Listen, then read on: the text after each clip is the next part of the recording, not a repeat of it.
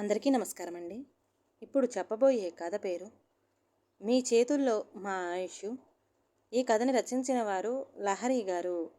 ఇక కథలోకి వెళ్ళిపోతే, రే ఎవరు పెళ్ళిళ్ళకి వెళ్ళినా మీ చిన్నబ్బాయికి పెళ్లి చేసేది ఉందా లేదా మాధవి అంటూ నన్ను ఎగతాళి చేస్తున్నారురా. నా మాట విని ఆ సుబ్రహ్మణ్యం గారి అమ్మాయిని చేసుకోరా. అమ్మాయి చూడ ముచ్చటగా ఉంది, అందం చదువు అన్నిటిలోనూ నీకు పర్ఫెక్ట్ జోడి అంటూ వాళ్ళ అమ్మ మాట్లాడుతూ ఉండంగానే అవినాష్ అక్కడి నుండి లేచి అతని గదిలోకి వెళ్ళిపోయాడు. ఇదంతా చూస్తున్న అవిని నవ్వుకుంటూ, ఎందుకు అత్తయ్య పాపం వాణ్ణి పదే పదే పెళ్లి టాపిక్ తెచ్చి విసిగిస్తారు. నువ్వు కూడా ఏంటే నా బాధ అర్థం చేసుకోకుండా అలా మాట్లాడుతున్నావు. అయినా నువ్వు ఆ పెద్దోడు వాడికి అలా సపోర్టు చెయ్యబట్టి వీడు ఇలా తయారయ్యాడు అని తిట్టుకుంటూ అక్కడి నుండి కిచెన్లోకి వెళ్ళింది మాధవి. మాధవి వెళ్ళాక అవని అవినాష్ గదిలోకి వెళ్ళేసరికి అవినాష్ రెడీ అవుతూ కనిపించాడు. నువ్వు కూడా ఏంట్రా ఇలా? ఎన్ని రోజులు అత్తయ్య గారిని సతాయిస్తావు? నిజంగానే ఆ సుబ్రహ్మణ్యం గారి అమ్మాయి చాలా చాలా బాగుంది. ఒక్కసారి చూడు, నీకు తప్పకుండా నచ్చుతుంది. మీ అమ్మ బాధ కూడా అర్థం చేసుకో అవినాష్. అది కాదు వదిన, ఇప్పుడు అన్నయ్య ఒక్కడి సంపాదనతోనే ఇల్లు గడుస్తుంది. ఇంకా నేను పెళ్లి చేసుకొని అన్నయ్యకు మరింత ఇబ్బంది పెట్టే బదులు నేను అనుకున్న నా గోల్ రీచ్ అయ్యాక పెళ్లి చేసుకోవాలి అనే కదా. చిన్న చిన్న సరదాలు కూడా పక్కన పెట్టి అంత కష్టపడి చదివింది. ఇంకా కొన్ని నెలలు ఆగితే ఆ ఉద్యోగం ఖచ్చితంగా వస్తుంది. అప్పుడు మీ అందరూ చెప్పినట్లు వింటాను. ట్రస్ట్ మీ అని అవని చేతులు పట్టుకున్నాడు. సర్లే, బయటికి వెళుతున్నాం, ఇదిగో ఇవి ఉండని అని కొంచెం మనీ అవినాష్ చేతిలో పెట్టగానే, నాకు ఎప్పుడు ఏం కావాలో నీకు తెలిసినట్లుగా ఇంకెవరికి తెలియదు వదినా.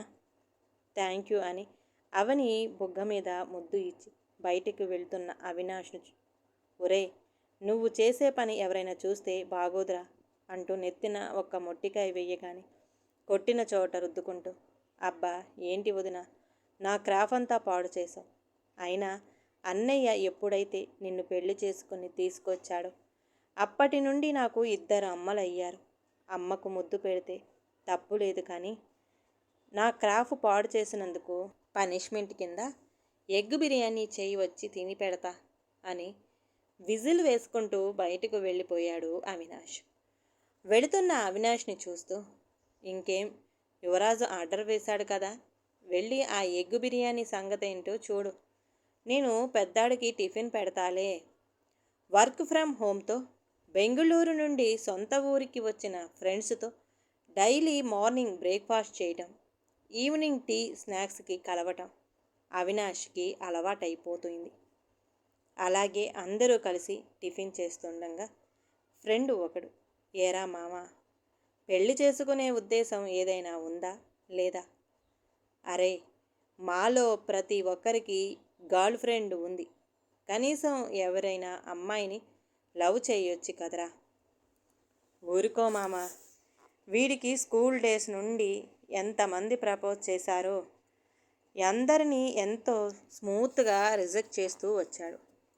నాకు తెలియక అడుగుతాను మామ, ఇంతకీ నీకు కావలసిందేని అమ్మాయేనా?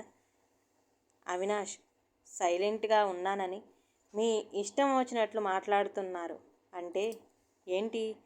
ఇప్పుడు మీ అందరిలో నేను కలవడానికి ఎవరో ఒక అమ్మాయిని తగులుకోవాలా? అలా అని కాదురాబా, మనమున్న ఏజ్లోని జనరల్గానే అబ్బాయిలు అమ్మాయిల పట్ల ఎక్కువగా ఇంట్రెస్ట్ చూపిస్తుంటారు. కానీ నువ్వేమో అసలు ఏ అమ్మాయి వంక కన్నెత్తి కూడా చూడవు. కొంపదీసి నువ్వేమైనా తేడానా అని మా అందరికీ డౌట్ వస్తుంది మరి. అవినాష్, ఏంట్రా నీ అబ్బా, ఊరుకుంటుంటే మరీ ఓవర్ చేస్తున్నావు ఏంట్రా? ఒక్కొక్కడికి పగిలిపోద్ది. మీకు అందరికీ తెలుసు కదా నా గోల్. నా జాబు అది వచ్చే వరకు నా మైండ్ ఇంకా దేని మీద కాన్సన్ట్రేషన్ చెయ్యలేదు. అబ్బాచా, మాకు గోల్స్ లేవు మరేమో జాబ్ చెయ్యట్లేదా? దేని దారి దానిదే బాబు. ఈ ఏజ్లో కాకపోతే 30+లో బీటేస్తావా అమ్మాయిలకి? మన గ్యాంగ్ పరువు తీస్తున్నారు కదరా. అవినాష్, మీ గోల్స్ నా గోల్స్కి చాలా తేడా ఉందిరా. మీరు అనుకున్న గోల్స్ రీచ్ కాకపోయినా మీ లైఫ్ మీద, మీ ఫ్యామిలీ మీద పెద్దగా ఎఫెక్ట్ చూపించదు. కానీ నా లైఫ్ అలా కాదు. చిన్నప్పుడే నాన్న పోవటంతో అమ్మ అన్నయ్యని నన్ను చాలా కష్టపడి చదువు చెప్పించింది. అమ్మ బాధ అర్థం చేసుకున్న అన్నయ్య తొందరగానే ఏదో చిన్న ఉద్యోగంలో చేరిపోయి తన చదువును పక్కన పెట్టి మరి అమ్మకు సాయంగా ఉంటూ నన్ను చదివిస్తున్నారు. అమ్మ కష్టం, అన్నయ్య త్యాగం వృధా పోవద్దు అంటే నేను చాలా ఉన్నతమైన జాబ్లో సెట్ అవ్వాలి. అప్పుడే అమ్మని, అన్నయ్యని, వదినని బాగా చూసుకోగలను. అలాగే నా జీవితంలోకి వచ్చే అమ్మాయి కూడా మా వదినలాగా కుటుంబాన్ని నిలబెట్టేలా ఉండాలి కానీ విడదీసేలా ఉండకూడదు. అందుకే నాకు లవ్ మ్యారేజ్ మీద పెద్దగా ఇంట్రెస్ట్ లేదు. అమ్మ ఏ అమ్మాయిని చూసి పెళ్లి చేసుకోమంటే ఆ అమ్మాయిని చేసుకుంటాను అని అవినాష్ సీరియస్గా చెబుతూ ఉంటే, అందుకే కదరా మామ, మా ఇంట్లో వాళ్ళు ఎప్పుడు అవినాష్ని చూసి నేర్చుకో, అవినాష్లా ఉండటం అలవాటు చేసుకో అంటూ ఉంటారు. అక్కడికేదో నువ్వు పెద్ద హీరో అయిపోయినట్టు పక్కన మేమేదో క్యారెక్టర్ ఆర్టిస్టులా చూస్తుంటారు అనగానే అందరూ ఫుల్గా నవ్వేసి నార్మల్ అయిపోయారు. మరోవైపు అతిథి, నేహాంత్ కాలేజీలో ఉన్నప్పటి నుండి ఒకరినొకరు ఇష్టపడ్డారు. సొసైటీలో ఇద్దరు ఫ్యామిలీలకు ఒక ప్రత్యేకమైన స్టేజ్ ఉంది. ఇరు కుటుంబాలు మనీ పరంగా బిగ్ షాట్స్ అయినా కూడా నిహాంత్ చాలా కష్టపడి ఆస్ట్రోనైట్ అయ్యాడు. దానికోసం నిహాంత్ పడే ప్రతి కష్టంలో అతిథి చాలా సపోర్టుగా ఉంది. అతిథి కూడా సంవత్సరానికి 25 లక్షల ప్యాకేజీతో చాలా మంచి జాబ్ తెచ్చుకుంది. అలా ఇద్దరు కూడా లైఫ్లో బాగా సెట్ అయ్యారు. ఇంట్లో పెద్దవాళ్ళ దగ్గర వాళ్ళ లవ్ మ్యాటర్ చెప్పారు. మెచ్యూర్డ్గా ఆలోచించిన వాళ్ళు వాళ్ళ ఆలోచన విధానానికి పెద్దవాళ్ళు కూడా ఫిదా అయిపోయి నో చెప్పడానికి రీజన్స్ లేక చాలా గ్రాండ్గా అతిథి నేహాంత్ల పెళ్లి జరిపించారు. నేహాంత్ పెళ్లికి వాళ్ళ అన్నయ్య ప్రదీప్, ఫ్రెండ్ నిఖిల్ కూడా వచ్చారు. ఎందుకంటే నేహాంత్ వాళ్ళ డాడీ బిజినెస్ అన్నిటిలో హాస్పిటాలిటీ చాలా పెద్ద బిజినెస్. వాళ్ళ హాస్పిటల్స్లో నిఖిల్ వాళ్ళ డాడీకి కూడా పార్ట్నర్షిప్ ఉంటుంది. ప్రదీప్, నిఖిల్ ఇద్దరూ కలిసి హాస్పిటల్స్ చూసుకుంటారు. పైగా వాళ్ళిద్దరూ చిన్నప్పటి నుండి బెస్ట్ ఫ్రెండ్స్ కూడాను. అతిథి నేహాంతల ప్రేమలో రోజులు నెలలు గడిచిపోయాయి. కొన్ని నెలలకు అతిథి కన్సీవ్ అవటంతో ఇరు కుటుంబాలలో పెద్ద పండగ వాతావరణం చోటు చేసుకుంది. వాళ్ళ ఆనందాన్ని రెట్టింపు చేస్తూ నిహాంత్కు రష్యాలోని ఒక సెమినార్లో పార్టిసిపేట్ చేసేందుకు కాల్ లెటర్ వచ్చింది. ఇంకేముంది, 2 గుడ్ న్యూస్లను సెలబ్రేట్ చేస్తూ అతిథి సీమంతం తర్వాత నిహాంత్ వాళ్ళ డాడ్ చాలా పెద్ద పార్టీ అరేంజ్ చేశారు. పార్టీ అయిన 4 రోజులకే నిహాంత్ ప్రయాణం ఉండటంతో అతిథికి కొంచెం బాధగా ఉన్న బయటపడకుండా నిహాంత్ ముందు నవ్వుతూ ఉంది. నిహాంత్ ప్రయాణానికి ముందు రోజు వీలైనంత మటుకు తన కన్నీళ్లను నిహాంత్ కళ్ళల్లో పడకుండా తప్పించుకు తిరుగుతున్న అతిథిని నిహాంత్ దగ్గరికి తీసుకొని తన ఒడిలో కూర్చోబెట్టుకుని, ఏమైందిరా, ఎందుకని 2 డేస్ నుండి నా నుండి తప్పించుకుని తిరుగుతున్నావు? నువ్వు నా కళ్ళ ముందు లేకుంటే కూడా నీ మనసులో బాధను నేను తెలుసుకోగలను. అలాంటిది నా ముందే నువ్వు దొంగచాటుగా బాధపడటం ఆ మాత్రం పసిగట్టలేను అనుకున్నావను. నవ్వుతూ పంపించడానికే కదూ నీ బాధను నా దగ్గర దాస్తున్నావు.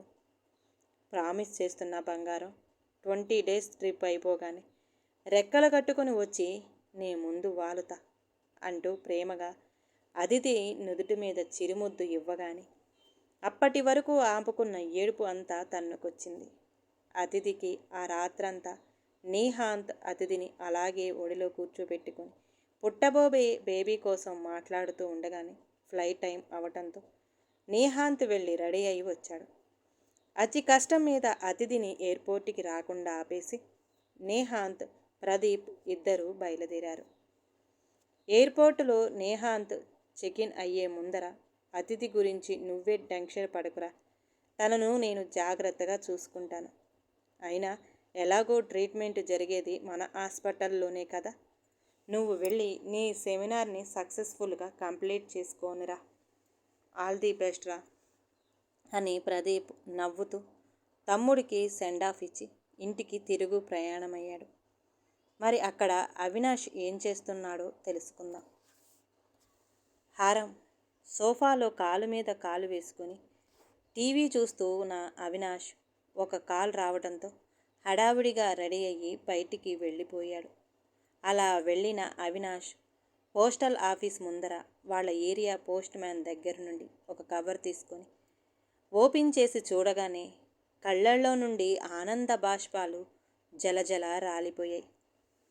కాసేపటికి ఆ పోస్ట్ మ్యాన్ ఇంతకీ ఏం కవర్ తమ్ముడు అని అడగగానే Yahoo I reached my goal అని ఆ పోస్ట్ మ్యాన్ని ఎత్తుకొని గిరగిరా తిప్పి అక్కడ దించేసి అవనికి కాల్ చేసి ఇంట్లో స్వీట్ చేసి రెడీగా ఉంచమని యువరాజు గారు వస్తున్నారు అని చెప్పి కాల్ కట్ చేసి బైక్ మీద ఎంతో ఆనందంగా బయలుదేరాడు.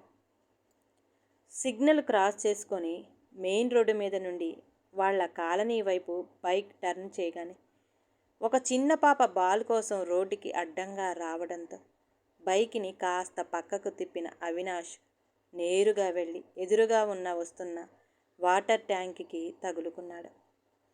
అక్కడున్న వాళ్ళందరూ వాళ్ళ కాలనీ వాళ్లే అవటం వల్ల అవినాష్ని గుర్తుపట్టి ఒక పెద్ద కార్పొరేట్ హాస్పిటల్లో అడ్మిట్ చేసి అవినాష్ అన్నయ్య అరుణ్కి అవినాష్ యాక్సిడెంట్ విషయం ఇన్ఫామ్ చేశారు. అరుణ్ వాళ్ళ ఫ్యామిలీ మెంబర్స్ వచ్చేలోగానే అవినాష్ ఫ్రెండ్స్ కూడా హాస్పిటల్కి రీచ్ అవ్వడంతో అవినాష్ వాళ్ళ ఫ్రెండ్స్ పేరెంట్స్ హాస్పిటల్ వాళ్ళతో మాట్లాడి వెంటనే ట్రీట్మెంట్ స్టార్ట్ అయ్యేలా చేశారు. 2 గంటల ఆపరేషన్ తర్వాత ఆపరేషన్ థియేటర్ నుంచి బయటకు వచ్చిన డాక్టర్ కాలు ఫ్రాక్చర్ అయ్యింది, ఆపరేషన్ చేశాను కానీ కొన్ని రోజులు హాస్పిటల్లోనే ఉండాల్సి వస్తుంది అని చెప్పారు. కొన్ని రోజులు హాస్పిటల్లోనే ఉండాలి అని విషయాన్ని అరుణ్ పదే పదే ఆలోచిస్తూ ఉన్నాడు. ఎందుకంటే అతను సాటి మధ్యతరగతి మనిషి కాబట్టి. వెంటనే అవినాష్ వాళ్ళ ఫ్రెండ్ పేరెంట్స్ అందరూ మీరు డబ్బు గురించి వెనకాడకండి, మా అవినాష్ క్షేమంగా ఇంటికి వస్తే చాలు అని డాక్టర్లకి మంచి భరోసా ఇచ్చి అవినాష్ని చూసి అరుణ్కి ధైర్యం చెప్పి అవసరానికి కొంత డబ్బు చేతిలో పెట్టి వాళ్ళు వెళ్ళిపోయారు. వాళ్ళందరూ మాట ఇచ్చినట్టుగానే ఫైనాన్షియల్గా అరుణ్కి చాలా సపోర్టుగా నిలిచారు. ఇంట్లో అమ్మ వదిన ఒంటరిగా ఉంటారు. అన్నయ్య మీరు నైట్కి ఇంటికి వెళ్ళండి, అవినాష్ దగ్గర మేముంటామంటూ ఫ్రెండ్స్ అందరూ వంతులు వేసుకొని మరి అవినాష్ని చూసుకుంటున్నారు. అవినాష్ వాళ్ళ అమ్మకి వాళ్ళ ఫ్రెండ్షిప్ని చూస్తే, వాళ్ళందరూ తన కొడుకు ఇచ్చే గౌరవాన్ని చూస్తే ఎంతో గర్వంగా అనిపించింది ఆ క్షణం. అసలు ఇంతకీ ఆ ఫోన్ కాల్ ఏంట్రా, ఎవరికీ చెప్పకుండా అప్పటికప్పుడు వెళ్ళిపోయావు అని అవని అడగగా అప్పుడు చెప్పాడు అవినాష్ తాను ఐపీఎస్కి సెలెక్ట్ అయినట్టు. ఆ క్షణం అక్కడున్న వాళ్ళందరూ ఎంతో సంతోషపడిపోయారు. ఒక్కసారిగా గుర్తొచ్చింది అవినాష్ కాలు ఫ్రాక్చర్ అయిన విషయం. కానీ అవినాష్ పట్టుదల గురించి తెలుసు కాబట్టి ఆ జాబు ఎటూ పోదు అని అందరూ తేలికపడ్డారు. అలా అందరూ ఎంతో శ్రద్ధగా చూసుకోవడంతో అవినాష్ కూడా చాలా తొందరగానే రికవరీ అయ్యాడు. ఆ రోజు అవినాష్ డిశ్చార్జ్ ఉండటంతో అరుణ్తో పాటు అవినాష్ ఫ్రెండ్స్ అందరూ కూడా హాస్పిటల్లోనే ఉన్నారు. అవినాష్తో ఇంటి దగ్గర చేయాల్సిన చిన్న చిన్న ఫిజియోథెరపీలు డాక్టర్ సజెస్ట్ చేయగా మార్నింగ్ 11ంటికి అవినాష్ని డిశ్చార్జ్ చేసుకుని ఇంటికి తీసుకెళ్లారు. దాదాపు 22 రోజులకి ఇంటికి వచ్చిన కొడుకుకి ఎర్రనీళ్లతో దిష్టి తీసి లోపలికి తీసుకెళ్ళింది వాళ్ళమ్మ. అవినాష్ని పైపైన ఫ్రెషప్ చేయించి డ్రెస్ చేయించేసి ఏదైనా అవసరం ఉంటే కాల్ చేయమని చెప్పి వాళ్ళ ఫ్రెండ్స్ వెళ్ళిపోయారు. ఆ తర్వాత కొద్దిగా ఫుడ్ తీసుకుని మెడిసిన్ వేసుకొని పడుకున్నాడు అవినాష్. దాదాపు మధ్యాహ్నం 2:30 టైమింగ్లో అవినాష్ పిలవటంతో నిద్రలో ఉన్న మాధవి వినలేదు. కానీ అవని అవినాష్ గదిలోకి వెళ్ళి ముట్టి చూడగా చాలా హెవీ ఫీవర్ ఉండటంతో వెంటనే అరుణ్కి ఫోన్ చేసి హుటాహుటిన మళ్ళీ అదే హాస్పిటల్కి తీసుకెళ్లారు. వీళ్ళు హాస్పిటల్కి రీచ్ అయ్యేలోపే అవినాష్ ఫ్రెండ్స్ అందరూ కూడా హాస్పిటల్కి చేరుకున్నారు. మార్నింగ్ డిశ్చార్జ్ టైంకి వరకు బాగానే ఉన్న అవినాష్లో ఏదో సింటమ్స్ కనపడటంతో వెంటనే అతనికి కరోనా టెస్ట్ చేయించగా ఆ టెస్ట్ రిపోర్ట్లో పాజిటివ్ అని వచ్చేలోపే జరగాల్సిన ఘోరం జరిగిపోయింది. అవినాష్ ఈ లోకాన్ని విడిచి వెళ్ళిపోయాడు. అతని ఉద్యోగం మీద, అతని గోల్స్ మీద ఉన్న సంకల్ప బలం వలన విధిని సైతం ఎదిరించి అంత పెద్ద యాక్సిడెంట్ని కూడా తట్టుకున్న ఆ ప్రాణం చివరికి కరోనా చేతిలో దారుణంగా ఓడిపోయి అందరినీ విడిచి వెళ్ళిపోయింది. మరి అసలు అవినాష్కి కరోనా ఎలా వచ్చిందో ఒకసారి ఫ్లాష్ బ్యాక్లోకి వెళ్ళి తెలుసుకుందామా? యాక్చువల్గా ఒకవైపు ఆపరేషన్ థియేటర్లో అవినాష్ ఆపరేషన్ జరుగుతుండగా ఓటీ నుంచి తీసుకువచ్చిన పేషెంట్ని పడుకోబెట్టడానికి ఐసీయూలో బెడ్ అవైలబిలిటీ లేకపోవడంతో కరోనా వార్డు నుండి బెడ్ తెప్పించి ఐసీయూలో వేయమని డాక్టర్ ప్రదీప్ ఆర్డర్ వేశాడు. అతని చెప్పింది షాకింగ్గా చూస్తూ ఉన్న డాక్టర్ నిఖిల్ మరియు వార్డు బాయ్లను చూస్తూ డూ వాట్ ఐసే అని ప్రదీప్ సీరియస్ అవ్వగానే వాళ్ళిద్దరూ సైలెంట్గా అక్కడి నుండి వెళ్ళిపోయారు. సో అలా శానిటైజర్ చేయకుండా కరోనా వార్డులోని బెడ్ వలన వైరస్ వచ్చే ఛాన్స్ ఉన్న అవినాష్ యంగేజ్లో ఉన్నాడు కాబట్టి ఆ వైరస్ అటాకింగ్ అనేది ఎప్పుడు జరిగిందో కూడా తెలుసుకోలేకపోయారు. దీనికి కారణమైన వాళ్ళు ఎలాగో నిజం బయట పెట్టరు. కారణం తెలియని మధ్యతరగతి వాళ్ళు డాక్టర్లని తప్పు పట్టలేరు. అలా దోషులెవరో సొసైటీకి తెలియకుండానే అవినాష్ ప్రాణాలు గాలిలో కలిసిపోయాయి. కుటుంబానికి, సమాజానికి తోడుగా నిలవాలి అనుకున్న ఒక యంగ్ పోలీస్ ఆఫీసర్ని ఇక్కడ దోపిడీదారులు స్వయంగా చంపేసినట్టు. ఇక ఇప్పుడు అతిథి దగ్గరికి వెళదాం. రష్యాలో నిహాంత్ ఇచ్చిన సెమినార్ అందరికీ నచ్చటంతో కొంతమంది పెద్దవాళ్ళు బలవంతం మీద నిహాంత్ రష్యా నుండి జర్మనీలో మరో సెమినార్ ఇవ్వటానికి వెళ్లాల్సి వచ్చింది. ఆ విషయం ఫోన్ చేసి అతిథికి చెప్పగా తను ఏమాత్రం బాధపడకుండా నిహాంత్ ఎదుగుదలను మనస్ఫూర్తిగా సంతోషిస్తూ ఆల్ ది బెస్ట్ చెప్పి మరీ పంపింది. నిహాంత్ జర్మనీ వెళ్ళిన కొన్ని రోజులకే ప్రపంచం మొత్తం కరోనా వైరస్తో వణికిపోగా ఫ్లైట్స్ కూడా రద్దు చేయడంతో నిహాంత్ జర్మనీలోనే ఉండాల్సి వచ్చింది. మరోవైపు అతిథికి డెలివరీ పెయిన్స్ రావడంతో వాళ్ళ హాస్పిటల్కి తీసుకువెళ్లారు. కానీ ఆ సమయానికి హాస్పిటల్లో ప్రదీప్ లేడు. నిఖిల్ అతిథి కేసు టేక్ ఓవర్ చేసి సిజేరియన్ చేయాల్సింది. కానీ అతిథికి బ్లడ్ లెవెల్స్ చాలా తక్కువగా ఉండటంతో సిజేరియన్ టైంలో బ్లడ్ తక్కువగా ఉంటే కాంప్లికేషన్స్ వస్తాయి కాబట్టి ఎమర్జెన్సీలో బ్లడ్ ఎక్కించాలి. కానీ అతిథిది రేర్ బ్లడ్ గ్రూప్ అవ్వటం వలన చాలా కష్టమవుతుంది. బ్లడ్ దొరకటం మరోవైపు సమయం గడిచిన కొద్దీ తల్లి బిడ్డ ఇద్దరి ప్రాణాలకి ప్రమాదంగా మారుతుంది. మరోవైపు పేరెంట్స్ ద్వారా విషయం తెలుసుకున్న ప్రదీప్ కూడా హాస్పిటల్కి వస్తూ కారు డ్రైవ్ చేస్తూనే చాలామందికి బ్లడ్ కొరకు కన్సల్ట్ చేస్తున్నాడు. కానీ ప్రదీప్ రావడానికి గంట పైన పడుతుంది. ఆ సమయంలో ఫ్రెండ్స్ ఫర్ ఎవర్ యూత్ అనే ఫౌండేషన్ వాళ్ళు ఎలాంటి సమయంలో కాల్ చేసినా బ్లడ్ డొనేట్ చేయడానికి రెడీగా ఉంటారు. అది గుర్తొచ్చిన నిఖిల్ వెంటనే వాళ్ళ కాల్ చేశాడు. ఫ్రాక్షన్ ఆఫ్ సెకండ్స్లో స్పందించిన వాళ్ళు వెంటనే ఒక వ్యక్తిని పంపుతున్నాము అని చెప్పి స్వయంగా ఆ ఫౌండేషన్ హెడ్ హాస్పిటల్కి వచ్చాడు. Friends for ever youth founder మరెవరో కాదు, అవినాష్. అతను పోయాక దాని బాధ్యత అరుణ్ తీసుకున్నాడు. ఇప్పుడు అర్థమైంది అనుకుంటా. అతిథిని సేవ్ చేయటానికి వచ్చింది ఎవరు? అవునండి, వచ్చింది అరుణ్. అరుణ్ బ్లడ్ ఇచ్చాక కాస్త నీరసంగా ఉండటంతో అక్కడ ఉన్న ఒక నర్సు ½ రెస్ట్ తీసుకోమని చెప్పి బయటికి వెళ్ళింది. మరోవైపు అతిథికి ఆపరేషన్ కంప్లీట్ చేసి ఐసీయూకి షిఫ్ట్ చేశాడు నిఖిల్. ప్రదీప్ లేకున్నా కూడా నిఖిల్ చాలా రెస్పాన్సిబిలిటీగా అతిథిని, పుట్టిన పాపను క్షేమంగా అప్పగించడంతో వీడియో కాల్లోనే నిహాంత్ నిఖిల్కి థ్యాంక్స్ చెప్పుకున్నాడు. ఆపరేషన్ ఫినిష్ అవ్వగానే నిఖిల్ వెంటనే అరుణ్ని కలవటానికి వెళ్ళాడు. ఏంటి అరుణ్, ఈ ఫౌండేషన్ రన్ చేసేది మీరా? మీ తమ్ముడు చనిపోయింది ఈ హాస్పిటల్ వల్లనే అని అందరూ అనుకుంటున్నారు. అయినా కూడా మీరు మా హాస్పిటల్కి వచ్చి ఒక పేషెంట్ ప్రాణాలు నిలబెట్టారు. మీకు ఎలా థ్యాంక్స్ చెప్పాలో అర్థం కావట్లేదు. థ్యాంక్ యూ అవి ఎందుకులేండి.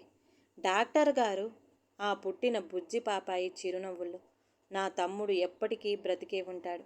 ఈ ఫౌండేషన్ స్థాపించింది కూడా వాడే. అవినాష్ జ్ఞాపకార్థం ఈ ఫౌండేషన్ బాధ్యతలు నేను తీసుకున్నాను అంతే అని చెప్తుండగానే నర్సు వచ్చి, అతిథి మేడం ఉన్నట్టుండి అన్కాన్షియస్ అయ్యారు. మీరు అర్జెంటుగా రండి డాక్టర్ అని చెప్పగానే డాక్టర్తో పాటు అరుణ్ కూడా అతిథిని చూడటానికి అక్కడ వెళ్ళాడు. సరిగ్గా అప్పుడే అక్కడికి వచ్చిన ప్రదీప్ అతిథిని పడుకోబెట్టిన బెడ్డును చూడగానే ఎంతో ఆవేశంగా నిఖిల్ని వేసుకున్న యాప్రాన్ను పట్టుకొని, ఏరా నువ్వు ఆ అరుణ్తో కలిసి నా మీద రివెంజ్ తీర్చుకోవాలి అనుకుంటున్నావా? నిఖిల్ ప్రదీప్ చేతులను విడిపించుకుంటూ, ఏం మాట్లాడుతున్నా ప్రదీప్? నేను రివెంజ్ తీర్చుకోవడం ఏంటి? మరి లేకపోతే ఆ అవినాష్ చనిపోయిన ఆ బెడ్ మీదే అతిథిని ఎందుకురా పడుకోబెట్టావు అని ప్రదీప్ అనగానే అరుణ్ కొంత ఆశ్చర్యంతో కూడిన ప్రశ్నార్థకంగా ఇద్దరిని మార్చి మార్చి చూస్తున్నాడు. Stop it Pradeep. నేను డాక్టర్ని. ఎలాంటి పరిస్థితుల్లోనైనా అవతలి మనిషి ప్రాణాలు కాపాడగలిగే డాక్టర్ని మాత్రమే. నీలా కమర్షియల్ డాక్టర్ని కాదు.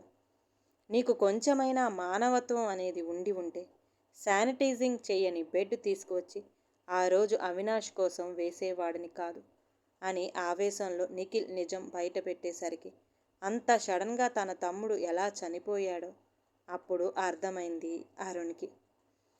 నిఖిల్ వెళ్ళి సెలైన్లో ఒక ఇంజెక్షన్ కలిపి పెట్టగా కొంత సమయానికి అతిథి స్పృహలోకి రావటం, అతిథిని పాపని చూసి, ఇంకా ఏదైనా సహాయం కావాలంటే మాకు ఏ టైంలోనైనా ఒక్క ఫోన్ చేయండి, సాయం అందక ఏ ఒక్కరూ ప్రాణాలు కోల్పోవద్దు అనేది అవినాష్ ఆలోచన. వాడి ఆలోచనలను మేమెప్పుడూ గౌరవిస్తాం అని చెప్పి అక్కడి నుండి వెళ్ళిపోయాడు అరుణ్. అవినాష్ ఆశయం, తమ్ముడి ఆలోచనలను గౌరవించే అన్న, ఫ్రెండ్ లేకున్నా అతని జ్ఞాపకార్థం అతను స్థాపించిన ఫౌండేషన్ కోసం అరుణ్కి అండగా నిలిచిన ఫ్రెండ్స్. ఇలాంటి పరిస్థితి ఎదురైన వృత్తి ధర్మం వీడని నిఖిల్ అందరి ముందు ధనదాహం నిండిన ఒక సంపన్న కుటుంబంలోని డాక్టర్గా ప్రదీప్ ఓడిపోయాడు. తన ఆలోచన విధానం ఆశయాలతో ఒక పసిపాపకు ప్రాణం పోసి చనిపోయినా కూడా ఆ పసిపాప బోసి నవ్వుల్లో చిరంజీవిగా మిగిలిపోయాడు అవినాష్. వైద్య వృత్తిలో ఉన్న వాళ్ళందరూ ఇలాంటి వాళ్లే అని నేను చెప్పటం లేదు, కానీ ఇలాంటి వాళ్ళు ఎక్కువగా ఎదురుపడడం మన దౌర్భాగ్యం. ఈ కథ గనక నచ్చితే ప్లీజ్ అండి లైక్ చేయండి. అలాగే ఛానల్ని సబ్స్క్రైబ్ చేసుకోవటం మాత్రం మర్చిపోమాకండి. మీ విలువైన అభిప్రాయాన్ని కామెంట్ బాక్స్లో కామెంట్ చేయండి. అందరికీ ధన్యవాదాలండి.